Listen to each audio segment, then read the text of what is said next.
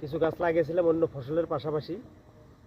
তো সাথী ফসল হিসেবে লাগানোর কারণটা হচ্ছে পরবর্তীতে লাগান যাবে কি না, যে ধরত কীরকম হয়, তো ফসল কীরকম আসে, জমিটার সাথে এটা ম্যাচ করে কি না। তো এবার বুঝলাম যে করলা লাগালে খুবই লাভবান হওয়া যাবে এবং উৎপাদন ক্ষমতা খুবই বেশি এই জমিতে করলার।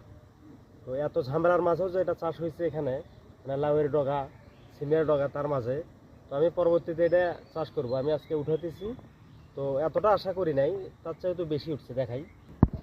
তো আরও আছে অনেক, আমরা এখন এটা উঠাবো ইনশাআল্লাহ। সাইজে ভালো দেবগিরি জাতের করলা পারতেছি কি না দেখেন, এক জায়গাতে কয়টা আছে মাশাআল্লাহ। তো আমি পরবর্তীতে এটা চাষ করব, নামাচ্ছি আর কি।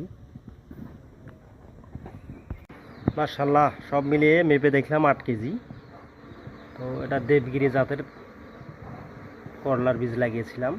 বাজার কত পাওয়া যাবে এখন বিক্রি করার পর বোঝা যাবে ইনশাআল্লাহ।